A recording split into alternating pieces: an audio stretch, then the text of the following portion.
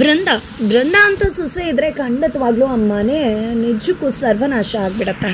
ತನ್ನ ಅತ್ತೆಯನ್ನೇ ತಮಗೆ ಮೋಸ ಮಾಡಿದಂಥವ್ರ ಕಾಲಿಗೆ ಬೀಳ್ಸೋದ್ರ ಮುಖಾಂತರ ತನ್ನ ಒಂದು ಸ್ವಾರ್ಥಕ್ಕೋಸ್ಕರ ಕಾಲಿಗೆ ಬೀಳ್ಸೋ ಮುಖಾಂತರ ತನ್ನ ಬೇಲಿಯನ್ನು ಬೀಸ್ಕೊಳ್ಳೋದಕ್ಕೆ ಮುಂದಾಗ್ತಿದ್ದಾಳೆ.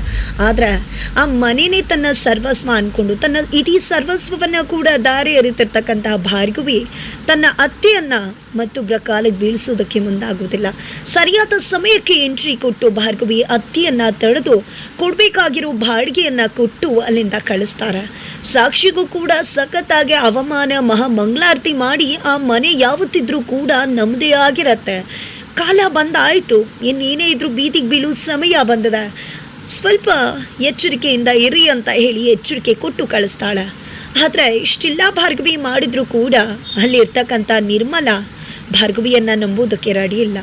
ದುಡ್ಡನ್ನು ಇವಳೇ ಎತ್ಕೊಂಡೋಗಿ ನಮ್ಮನ್ನು ಈ ಪರಿಸ್ಥಿತಿಗೆ ತಂದು ಮತ್ತೆ ತಾನು ಕೊಡೋ ಹಾಗೆ ನಟನೆ ಮಾಡಿದಾಳೆ ಅಂತ ನಿರ್ಮಲಾ ಅನ್ಕೋತಿದ್ದಾರೆ. ಪಾಪ ದುಡ್ಡಿನ ವಿಷಯನೇ ಗೊತ್ತಿಲ್ಲ ಭಾರ್ಗವಿಗೆ. ಭಾರ್ಗವಿನೇ ಹೊಂದಿಸಿ ತೊಗೊಂಡು ಬಂದಿದ್ದಂಥ ದುಡ್ಡದು. ಆದರೆ ಇಲ್ಲಿ ನಿರ್ಮಲಾ ಮತ್ತೆ ಭಾರ್ಗವಿ ಬಗ್ಗೆ ತಪ್ಪು ತಿಳ್ಕೊತಿದ್ದಾರೆ. ಜೆ.ಪಿಗೆ ಗೊತ್ತಾಗಬೇಕು ನಿನ್ನ ಬುದ್ಧಿ ಅಂತ ಹೇಳ್ತಿದ್ದಾರೆ. ಅಲ್ಲಿ ಜೆ.ಪಿ ತನ್ನ ಮನೆ ಕಷ್ಟಕ್ಕೋಸ್ಕರ ಅಹಂಕಾರ, ತನ್ನ ಸ್ಥಾನಮಾನ ಎಲ್ಲವನ್ನ ಕೂಡ ಬಿಟ್ಟು ತನ್ನ ಕೆಲಸವನ್ನು ನಂಬಿ ಡ್ರಾಫ್ಟನ್ನು ಮಾಡಿ ದುಡ್ಡನ್ನು ಸಂಪಾದನೆ ಮಾಡ್ತಿದ್ದಾರೆ. ಇತ್ತ ಕಡೆ ಅರ್ಜುನ್ನ ಹೇಗಾದರೂ ಮಾಡಿ ತಾನು ಅಪ್ಪನ ಮನೆಯನ್ನು ವಾಪಸ್ ಕೊಡಿಸ್ಬೇಕು ಅಂತ ಟ್ರೈ ಮಾಡ್ತಿದ್ರೆ ಇದರ ನಡುವೆ ಚಿಕ್ಕಮ್ಮ ಬಂದು ಅಮ್ಮನಿಗೆ ಅವಮಾನ ಮಾಡಿದ್ದಾರೆ ಅನ್ನೋ ವಿಷಯ ಗೊತ್ತಾಗಿ ಸಿಡಿದೇ ಇರ್ತಾರೆ.